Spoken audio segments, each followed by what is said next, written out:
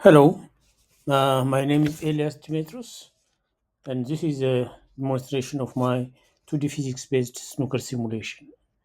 This project was built using the P5JS library for drawing and visuals, and the Matter.js physics engine to handle all the complex interactions and collisions between the balls and the table. In this video, I'll first walk through the key parts of the source code that makes the simulation work, and then I'll demonstrate the interactive features and different modes of the program.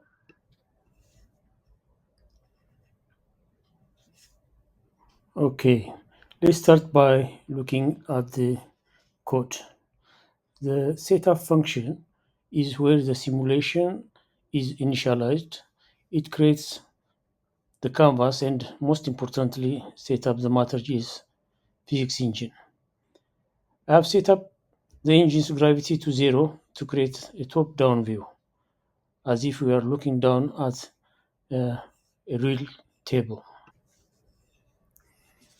Okay, now the blueprint for every ball on the table is the ball class. Each ball object contains a color for its visual appearance and a Matter.js body. This body has physics properties like restitution or bounciness and friction, which allows the Matter.js engine to manage all the movement and collisions automatically. With a high of 25 degrees and a low of 15 degrees. Okay, the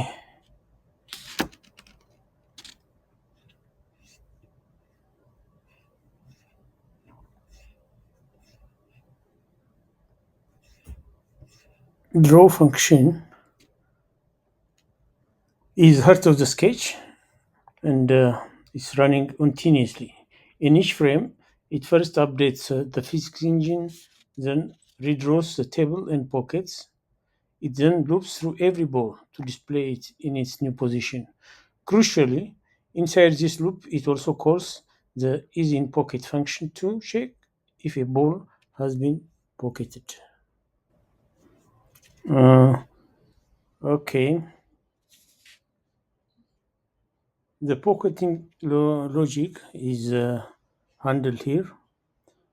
Instead of using complex physics, this function simply checks if a ball center coordinates are within the radius of any of the six defined pocket locations.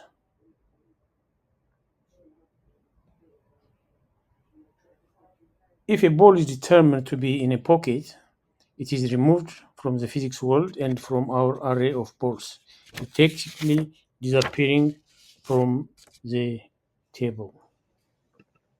Okay, now we are moving to interactive demonstrations, our part two. Now let's look at the interactive features.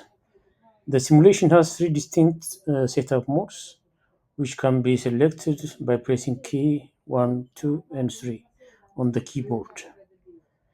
Well, pressing 1, setup mode 1.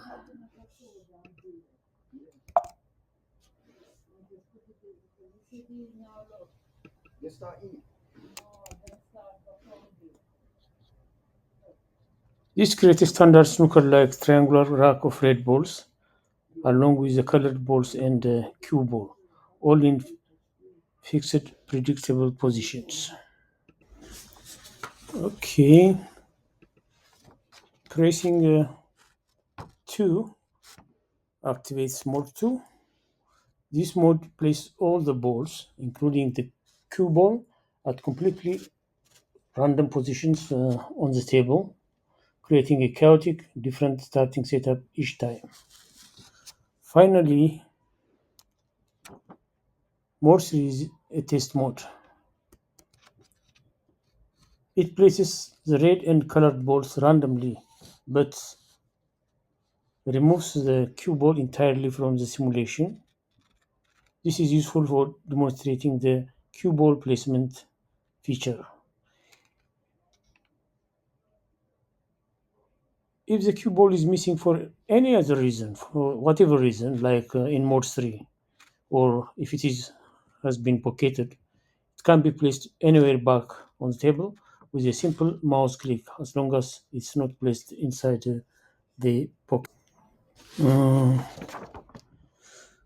the core gameplay mechanic is controlled by the mouse. To shoot,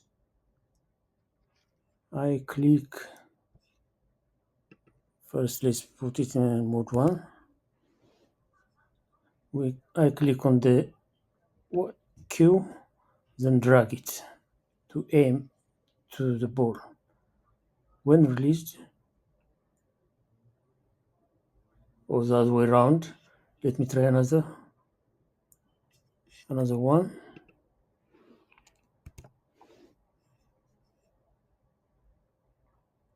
Click the Q. Here you go.